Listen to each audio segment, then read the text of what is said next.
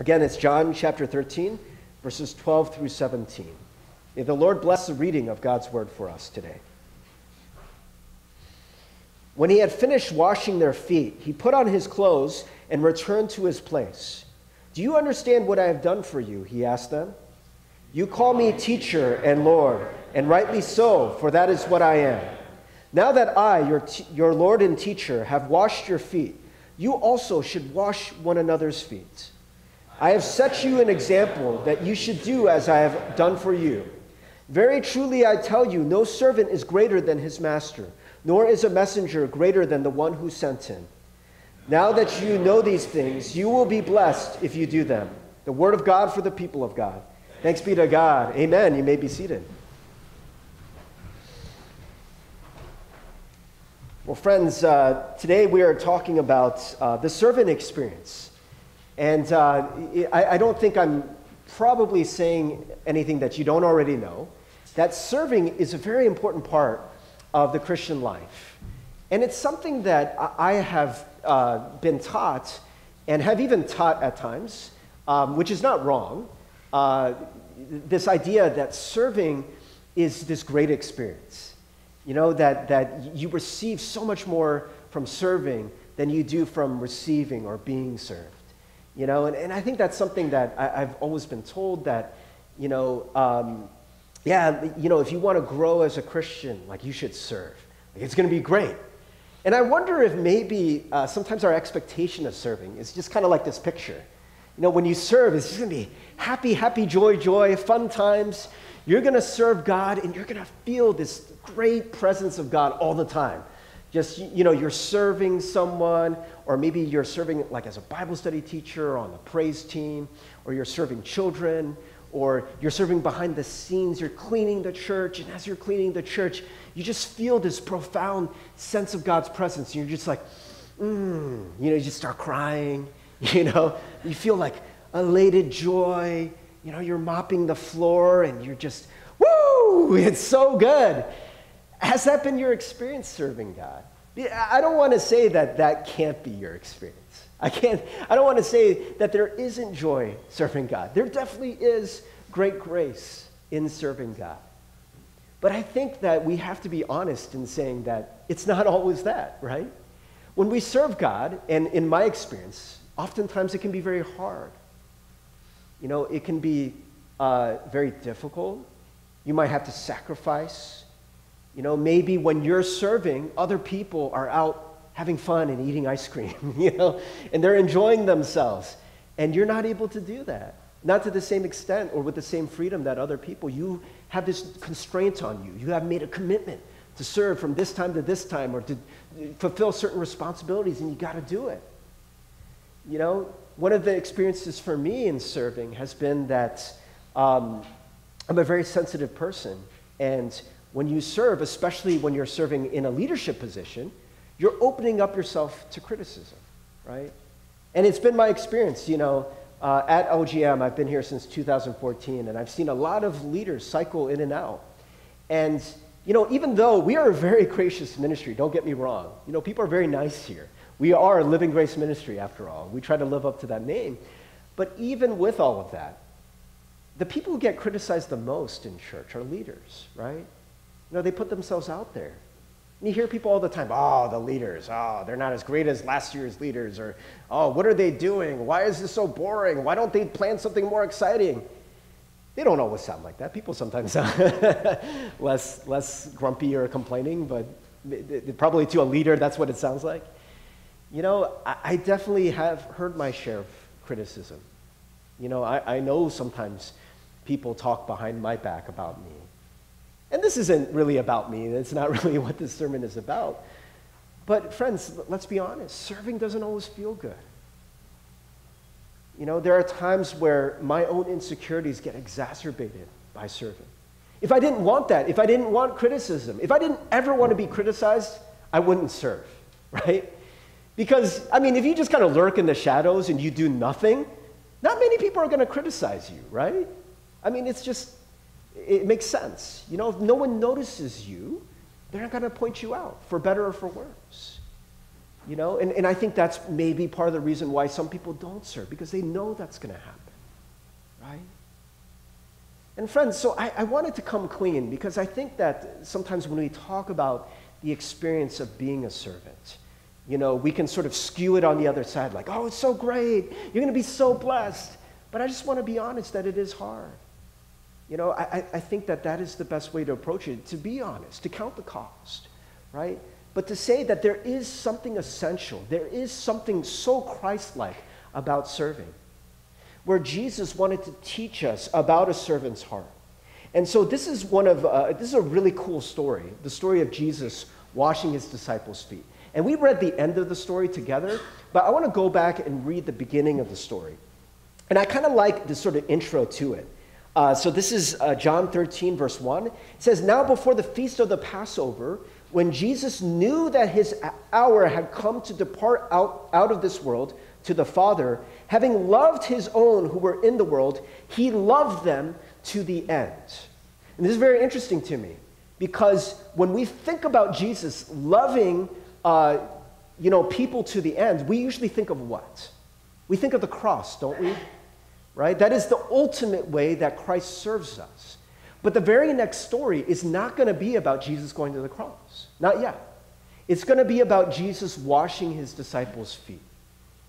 And so, obviously, John, had in mind loving his disciples, loving the world to the end, being the cross, Jesus dying on the cross, of course, right? That is his end. But he links that event, the cross, with washing his disciples' feet. And there's something that both of those things have in common, right? And so it continues, verse 3, "Jesus, knowing that the Father had given all things into his hands, and that he had come from God and was going back to God, rose from supper. He laid aside his outer garments," and I highlighted outer. I want to talk about this in a moment. "And taking a towel, tied it around his waist. Then he poured water into a basin and began to wash the disciples' feet and to wipe them with the towel that was wrapped around him." So friends, I want to ask you, because probably for a lot of us, we have heard this story before. And even if you haven't, you just heard it now. I want to ask you, what comes to mind when you picture this? What does it look like when Jesus is washing his disciples' feet? Does it look like this? Because I got to say, when I looked up Google image search of Jesus washing his disciples' feet, a lot of the pictures look like this. Jesus being clothed, right? And he's got something wrapped around his waist, right? It looks like an apron or something. And he's washing his disciples' feet, and they're all looking on. It's kind of a reverent scene, And it's something where Jesus looks very dignified, as Jesus always does. But I want to suggest to you that maybe it might look like this. So it's kind of black and white. It might be hard to see. But Jesus, from the waist up, is naked, right? And this is a much more intimate picture. And by the way, in this picture, I'm not quite sure this is exactly what it looked like either, because it said he had a towel wrapped around his waist. But look at what Jesus has here in this picture. It looks like a bed sheet, right? I've never seen a towel look like a bed sheet. Why, even in this picture where Jesus is naked from the waist up, is he wearing what looks like a bed sheet? Why? I want to suggest, of course I can't, beam my thoughts into the brain of another artist or whatever, but I want to suggest that they're trying to preserve Jesus' dignity. NIV and ESV, we read both versions. They both say, the NIV, we didn't read that first part, but if you look at the NIV, they both say Jesus removed his outer garments, but that's actually not what it says in the Greek. It just says garments. Jesus removed his garments. Now, not to get too much into a geeky Greek word study, but there are suggestions that there's another place in John where it talks about Jesus removing his garments and then removing his tunic in a separate piece.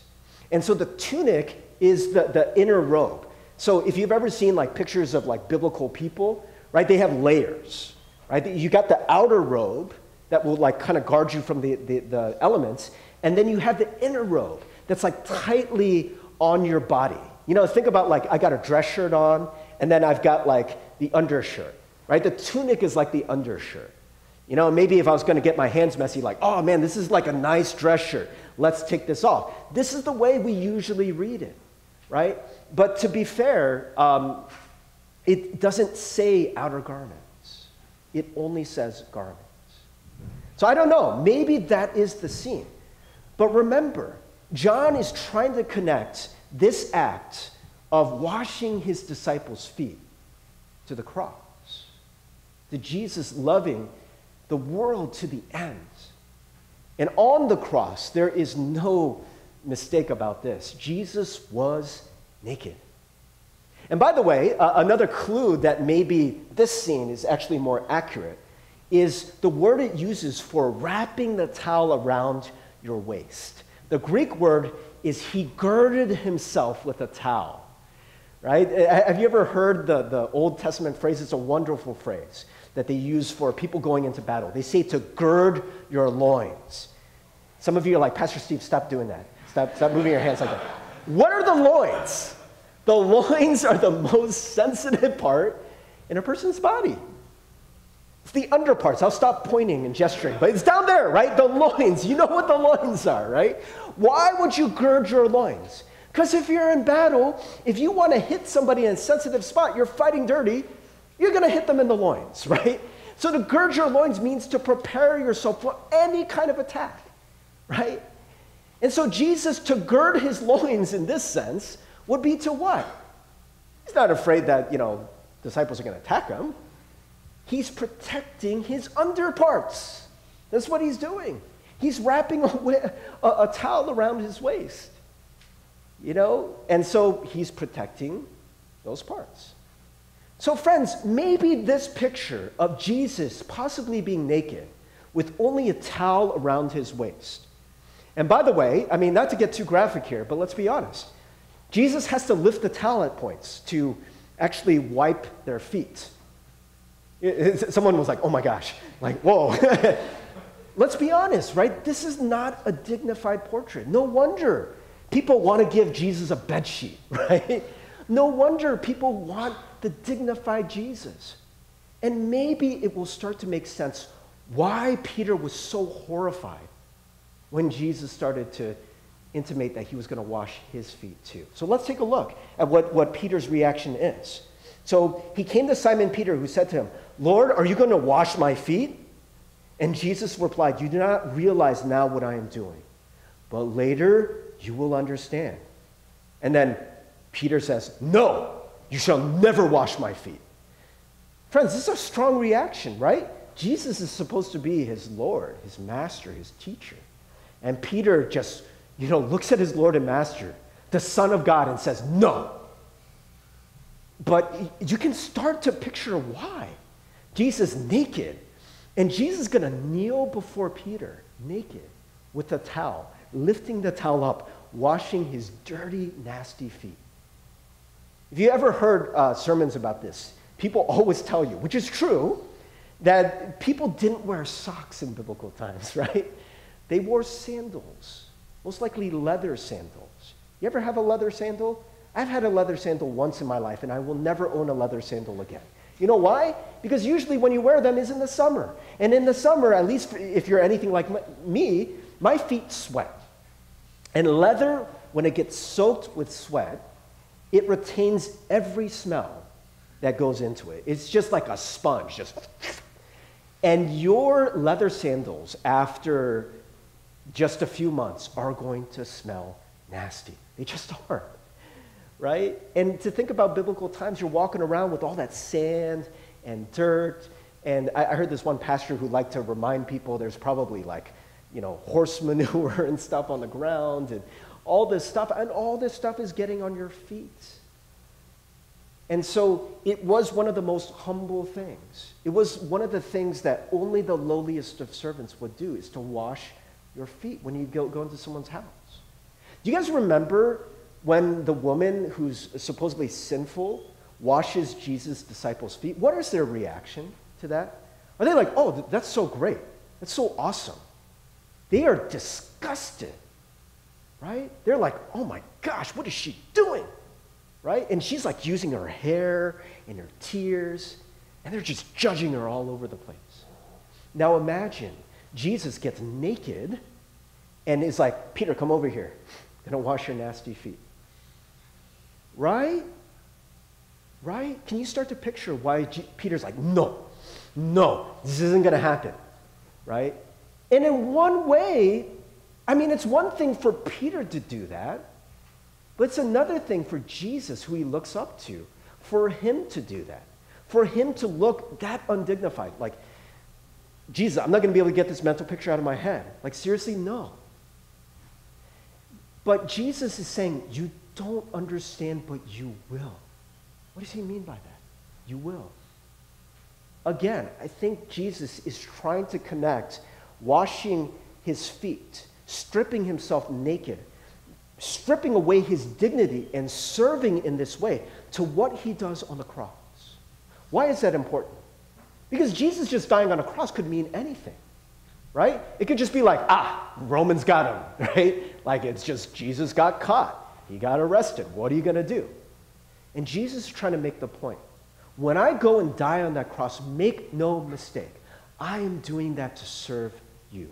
And make no mistake, I am calling you to do the same.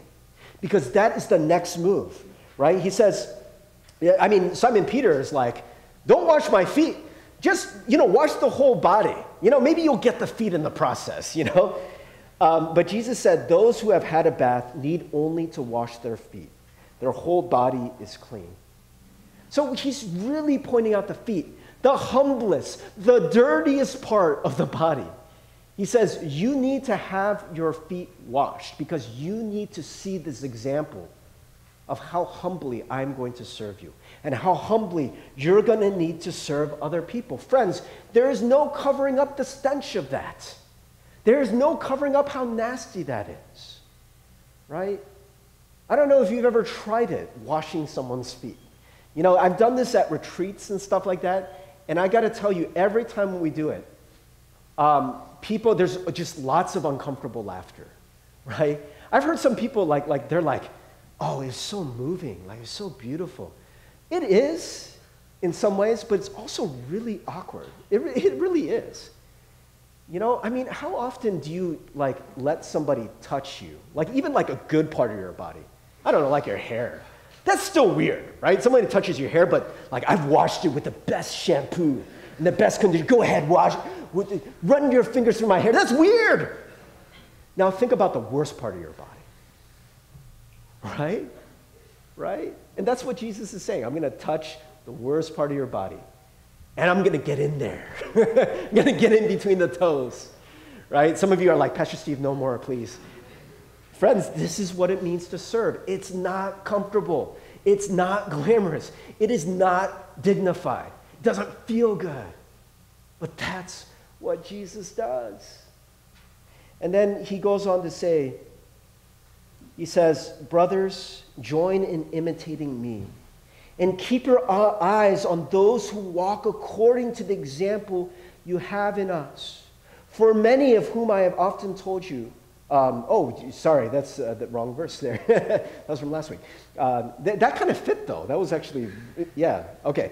And so verse 12, he said, when he had finished washing their feet, he put on his clothes and returned to his place. And he said, do you understand what I have done for you?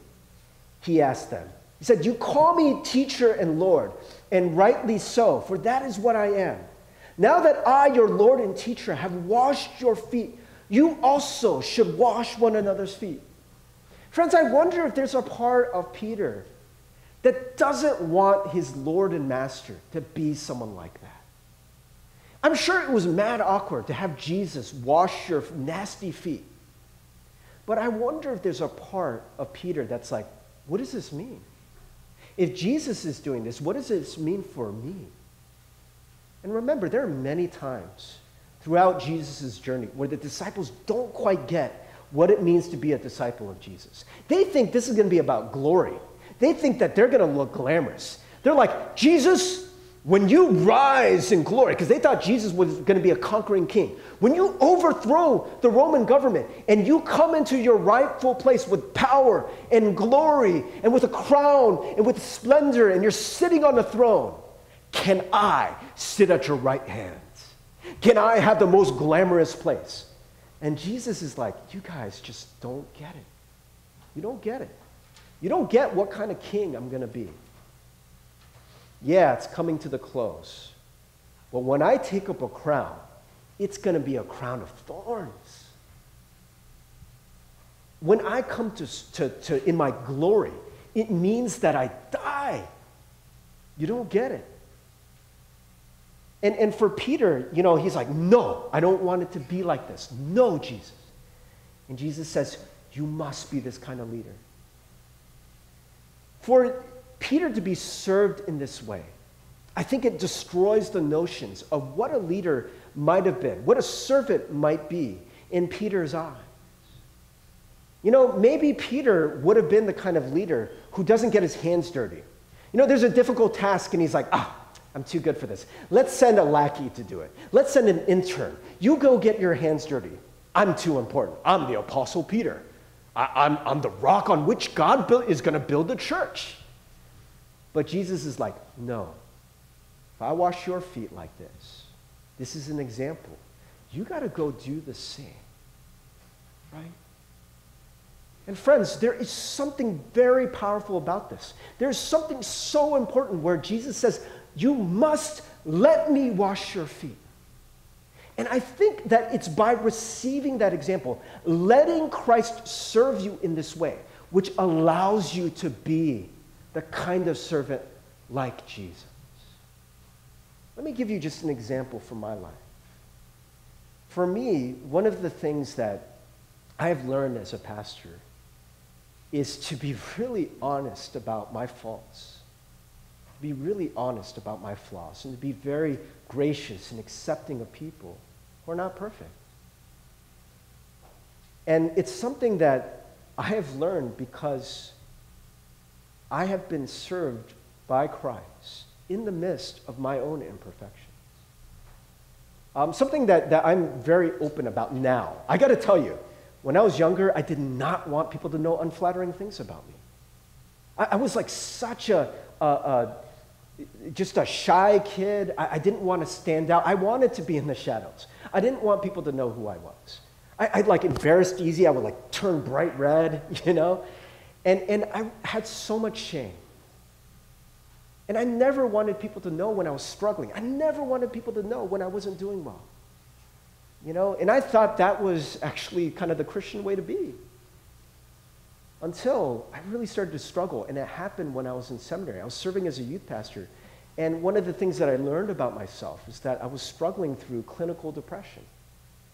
I'm very honest about this. I've struggled with depression for most of my adult life, and maybe even before that, but it wasn't diagnosed when I was a kid. And I actually had a drinking problem when I was in seminary. Almost got me kicked out of seminary, actually. And in the midst of this, when I was like on the brink of getting kicked out of seminary, because I had skipped like 3 weeks of classes, I went before God and I just prayed. And I was like, God, I felt exposed, by the way. I felt naked. I mean, we're talking about Jesus being naked. I felt exposed. I think Peter felt vulnerable. I felt vulnerable. And here I was, before God, and there was this question that I had. It's like, man, I've been preaching about the love of God, but God, is it really true that you could love, the worst of sinners? I preached that. But look at what a rotten sinner I am. I'm this ultimate hypocrite. I'm a pastor who just drinks all the time when no one is looking, and I'm suffering from this crippling depression, and I just go up there with this big fake smile every Sunday. And I'm like, well, what else is there? I mean, it's already out in the open, so I might as well just bring it all before God. So I started writing down all the horrible, nasty things about myself, all the things I hated about myself. And I filled up a sheet of paper front and back, and I brought it before God. I was like, God, can you love me with all of this? With all of this? And I remember in that moment, that I heard one voice, one word speak into my soul, and it was simply yes. What I heard from the God of all creation was, my son Jesus, he stripped himself. He became vulnerable. He went through the nastiest, worst, most painful and humiliating experience to show you how much I love you. And I love you in the midst of all your shortcomings. And this was the ultimate way that we have been served. And it is because I have allowed Christ to serve me in that way that I'm able then to serve other people. Friends, what about us? I think that this is such an essential part of serving that we so often gloss over. Right? Jesus says to Peter, if you don't let me wash your feet, you have no part of me. Are you letting Jesus serve you?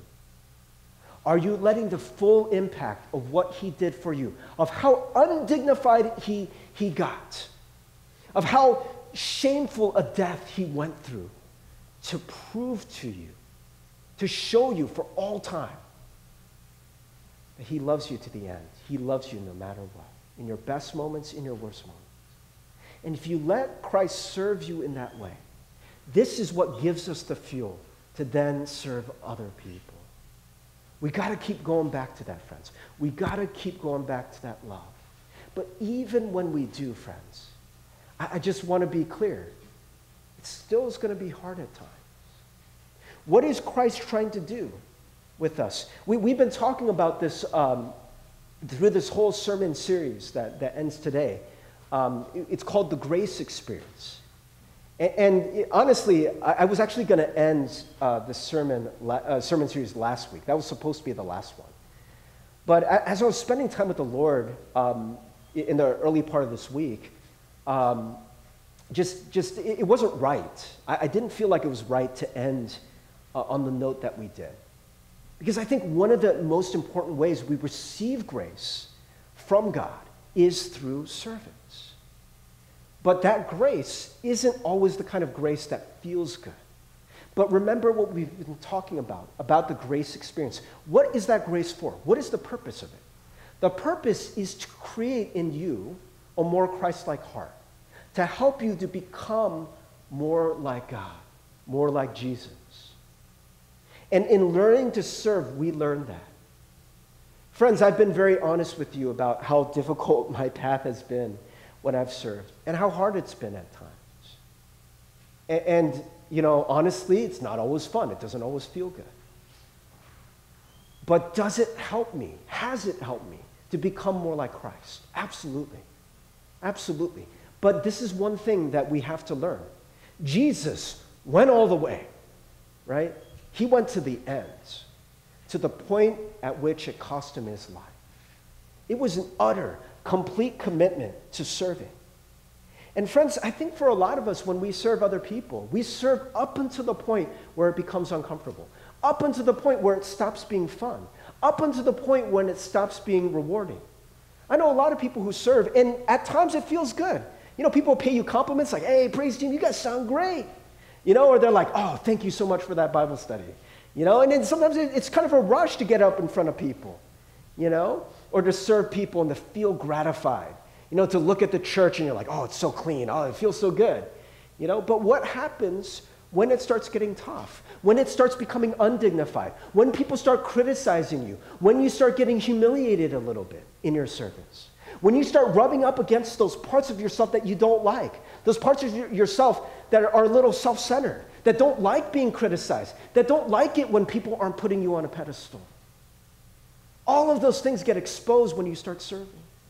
And all of those things force you to go back to the God who loved you to the end, who says to you, I love you even when you look like this, even when you are at your worst, even when you are being criticized, even when people aren't applauding you anymore.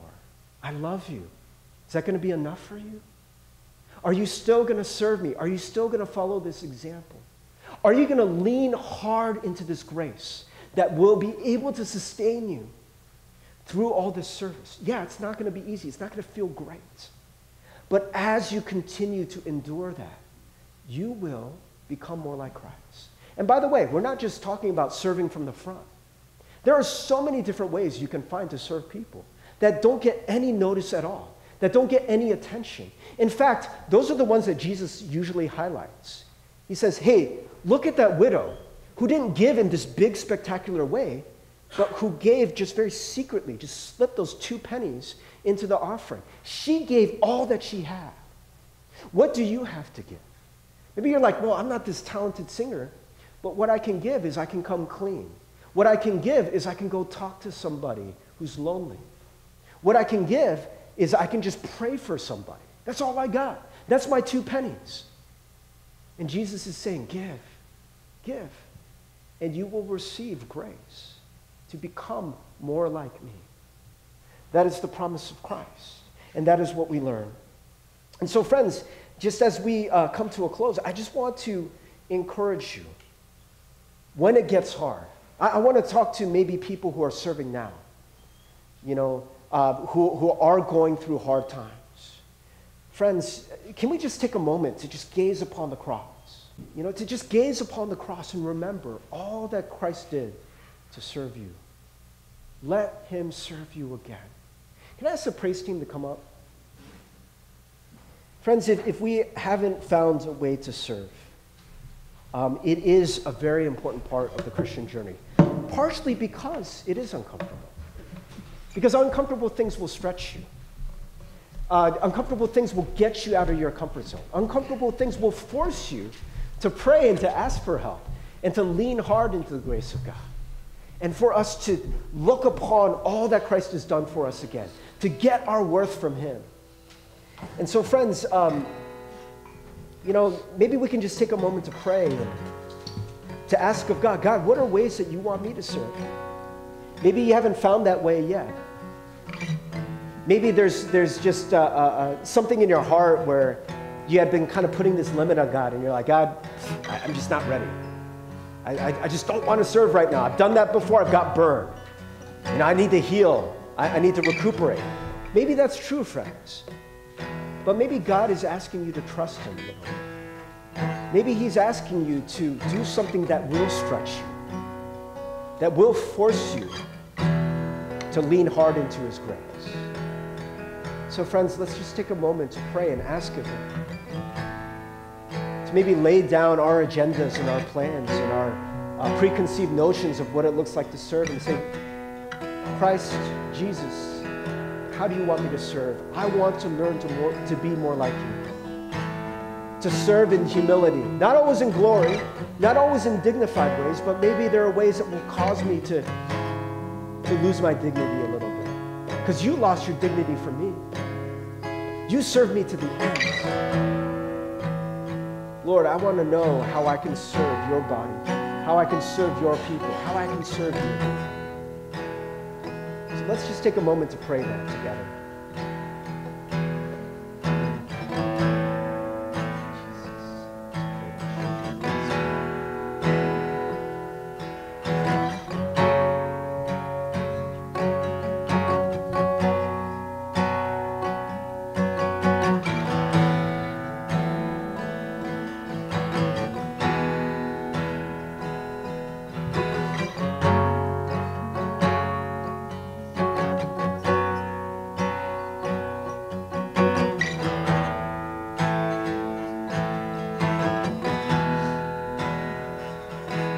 Friends, if we could also just take a moment to think upon the cross, to think upon all that Christ has done for you. We kind of shared about how Peter, maybe wanted to look away at how undignified Jesus was. He didn't want any part of that. But friends, I wanted us to do something similar to what Peter had to do. I want us to go before the cross and to imagine Jesus naked on that cross. Jesus bleeding from the brow where the thorns pierced his brow. Where the blood is coming down from his hands and from his side from the nails.